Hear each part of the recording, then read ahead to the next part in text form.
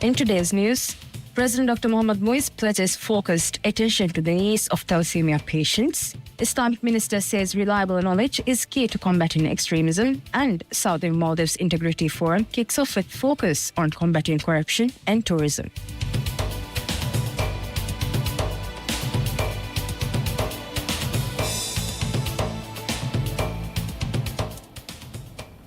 Bismillahirrahmanirrahim. Assalamu alaikum. Welcome to MMTV News in English. I'm Shama Shoaib, your host for the evening.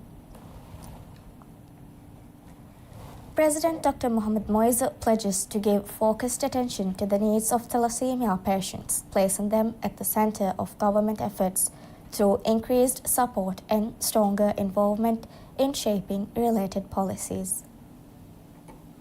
He made the remarks during a meeting with members of the thalassemia community at the President's office on Monday, where representatives outlined key concerns and called for more inclusive approaches to healthcare planning. A primary request was for the new thalassemia hospital to be developed in consultation with patients and caregivers, ensuring their ideas and lived experiences are reflected in its design and operation. Participants emphasized the importance of policy making through direct engagement with those most affected. The community also called for the Maldives Blood Service MBS to be strengthened into a more coordinated nationwide system. They urged closer collaboration between the MBS and patients, presenting detailed recommendations to support the proposal.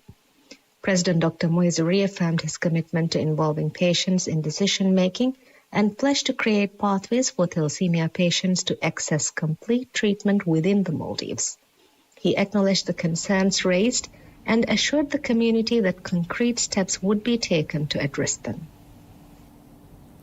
The government has submitted a bill to Parliament proposing the creation of a specialized agency to investigate civil aviation accidents and serious incidents in the Maldives. The bill was introduced to Parliament by the Member of Parliament for Hurumala Central Constituency, Abdullah Shazim, on behalf of the government. It seeks to establish a legal framework that aligns with international aviation standards and enhances the safety and security of the country's civil aviation sector. A key component of the proposed legislation is the formation of an independent agency mandated to investigate aviation accidents and major incidents. The agency would be responsible for identifying contributing factors to such events and implementing a national program to promote safer air traffic operations.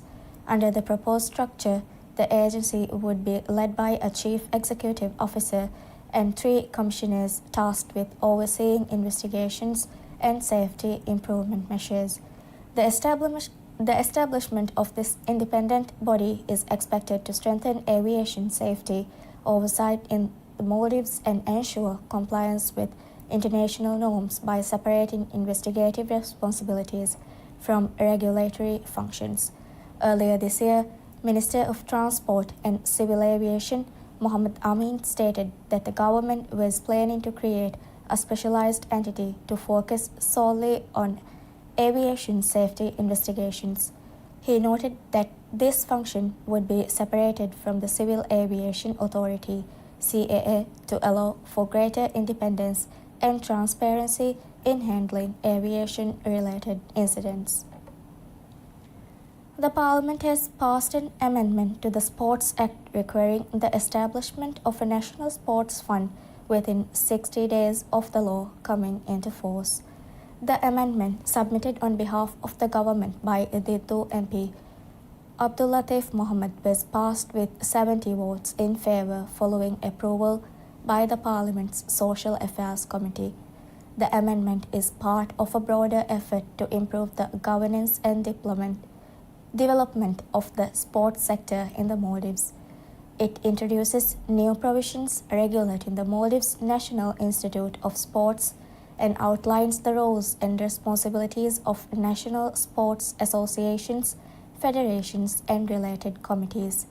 The most significant change introduced by the bill is the creation of a national sports fund. The fund is intended to ensure that resources received from both domestic and international sources for the operation, maintenance, and development of sports infrastructure are properly managed and invested. The fund will serve several purposes, including the provision of financial support to motivate sports through a transparent policy, assistance for the capacity development of individuals and organizations engaged in sports, and investment in the expansion and improvement of sports facilities. According to the legislation, the fund will receive a designated allocation from the state budget. Additionally, any profits generated through sports activities conducted by the Ministry of Sports, Fitness and Recreation must be deposited into the fund. Minister of Islamic Affairs Dr. Muhammad Shahim Ali Saeed asserts that seeking knowledge from reliable and trusted sources is the most effective way to counter terrorism and extremist ideology. Minister Dr. Muhammad Shahim Ali Saeed made the remarks while addressing the opening ceremony of the 5-day training program, Building the Capacity of Imams and Preachers, jointly organized by the Islamic Military Counterterrorism Coalition, IMCTC, and the Maldives National Counterterrorism. Spanning 5 days, the program offers lectures and workshops designed to cover topics such as the propaganda techniques employed by extremist groups, essential public speaking and communication skills, and the principles of moderation and balance. Participants can also exchange successful preaching experiences. This training is part of IMCTC's broader objective to conduct 90 training programs and 20 awareness and knowledge-based initiatives across its member states, all designed to strengthen capabilities in the fight against terrorism. Addressing the religious leaders at the event, Minister Dr. Shahim highlighted the historically prominent role of scholars and imams in society, noting their importance in raising religious and social awareness among the public. In his speech, Minister Dr. Shahim pointed out that terrorism and extremist views do not belong to any one religion, but often arise from a lack of clear and accurate understanding. He referred to this as a kind of misguided thinking or confusion, stating the best way to overcome it is through reliable, well-informed education. He described the forum, which aims to provide accurate information on terrorism and extremism, as extremely important, adding that Islamic teachings advocate for treating all individuals with kindness, compassion, and justice regardless of faith. The minister also distinguished between jihad and terrorism, emphasizing the need to understand the difference. He explained that Sharia has laid down specific principles for jihad, noting that it is the responsibility of the state and its ruler, not individuals. According to him, the purpose of jihad is to protect the nation and its citizens, and Islam strictly prohibits all forms of terrorism. He acknowledged the significant efforts led by Saudi Arabia to protect the Islamic Ummah from terrorism and extremist ideologies, expressing gratitude to King Salman bin Abdul Aziz Al Saud and Prince Mohammed bin Salman Al Saud. The minister added that the government is taking initiative to work against such ideologies, and the Maldives and Saudi Arabia plan to collaborate on important efforts in this regard. Defense Minister Mohammed Ghassan Mamoon assured Parliament on Monday that the Maldives National Defense Force MNDF would not permit any form of espionage against the Maldives. During his appearance in Parliament, several members of Parliament raised concerns relating to national security and the integrity of agreements signed with foreign nations. A number of MPs questioned whether such agreements might inadvertently facilitate surveillance activities by foreign powers. One MP specifically inquired whether the Indian-operated helicopter and the vessel Dornier, currently stationed in the Maldives, were equipped with espionage apparatus. In response, the minister stated that the MDF had taken measures to ensure that these platforms did not contain surveillance devices. He explained that the military was conducting such inspections to the fullest extent of its capabilities and within the limits of available resources. He emphasized that the MDF was doing its utmost to verify the absence of such equipment on all relevant platforms. Another concern raised by a member of parliament pertained to the bilateral agreement signed in February between the Maldives Environmental Protection Agency EPA and the South China Sea Institute of Oceanology under the Chinese Academy of Sciences. The member questioned whether this agreement could potentially provide a means for foreign actors to spy on the Maldives. The minister responded by assuring Parliament that the agreement did not present such a risk. He explained that all scientific activities under this partnership would be conducted in the presence of MNDF personnel. He affirmed that the Defence Force would not permit any component of the project to facilitate espionage. Should any such element be identified, he stated it would be immediately halted. According to the minister, no activities of this nature would be allowed to take place in the Maldives without the full and direct supervision of the MNDF.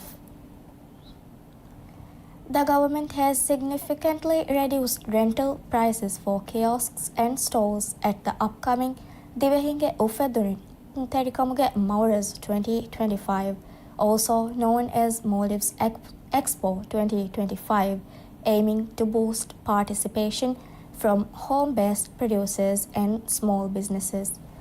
The price adjustments affect stalls in the marketplace, specifically designed for home-based producers and small and medium enterprises (SMEs), as well as areas designated for digital and innovative district, creative economy district, and other vacant exhibition spaces.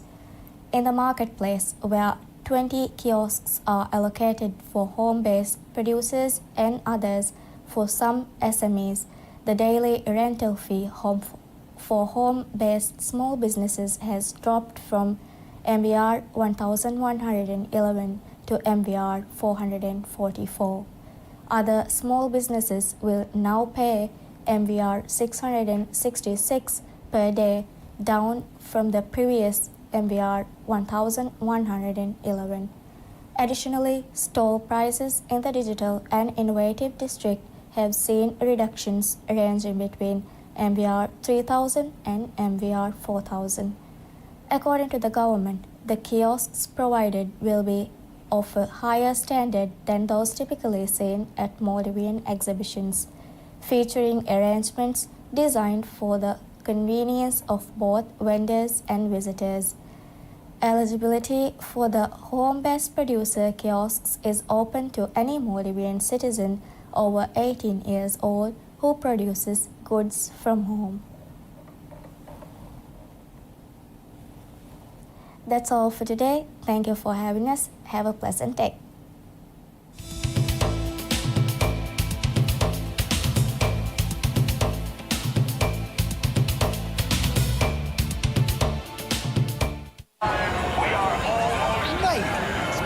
In here today. Of course, bro. It's the kickoff. It's the new Premier League season. We'll be ready. Get loud. This is new faces, latest drip, and fresh trims. It's time to believe. The greatest league in the world is back. Brought to you by MediaNet. Kafa, tiga pocket and the contact phone lani. Kafa, passport at the Fanganico Gilligiayo. Kafe, Kanitani, Foshigilligiayo. Kokko hasnuwe, kafe dani hajjen umra plan nagag. Konkamaka kafa haswamvi.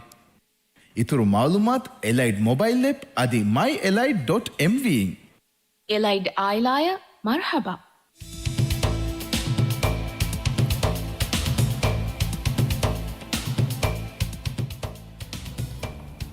Welcome back to MMTV News in English.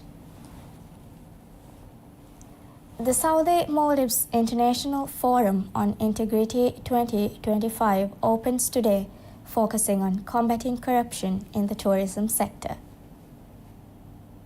Two-day forum hosted at Villa Nautica has brought together over 180 participants from more than 40 member states of the Organization of Islamic Cooperation, OIC. Organized by the Maldives Anti-Corruption Commission ACC and Saudi Arabia's Oversight and Anti-Corruption Authority Nazaha, the event is themed Strengthening Integrity and Combating Corruption in the Tourism Sector. It aims to promote greater accountability and transparency within the industry. During the forum, Vice President Ustaz Hussein Mohammad Latif delivered a speech stressing the need for transparency and integrity to protect the Maldives' tourism sector and ensure its long-term sustainability.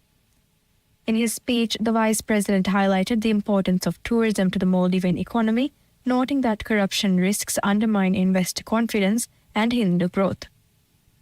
He called for collaboration between the government, private sector, civil society, and international organizations to develop policies that promote ethical practices and continuous monitoring.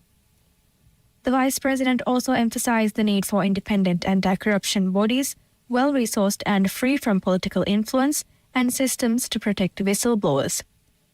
He reaffirmed the Maldives' commitment to working with international organizations to address corruption in the tourism sector. ACC Chairman Ustaz Adam Shamil described the forum as a vital opportunity for dialogue to tackle vulnerabilities within the tourism sector. He identified issues such as public procurement, land use regulations, and public-private partnerships as key areas to address. OIC Secretary General Hussein Brahim Taha acknowledged that corruption is a global issue and urged member states to work together to combat it across all sectors. The forum will feature expert-led sessions on developing transparent systems within the tourism industry, alongside the creation of policy frameworks to support anti-corruption efforts. A key focus will be promoting international cooperation for asset recovery, while discussions will also address enhancing ethical standards and strengthening enforcement mechanisms. In recognition of his commitment to integrity, the Vice President was presented with a token of appreciation by Mazen bin Ibrahim Al Hamous, President of Saudi Arabia's Anti-Corruption Authority. Practical work has officially commenced on the long-stalled football ground development in Gafdal, Fares Mathoda. The Maldives Transport and Contracting Company, MTCC, announced that it has begun work on the project, which had been delayed for 2 years. According to a post on X by MTCC, the development includes laying a FIFA standard turf, installing goalposts and fencing, and placing 4 benches on the site.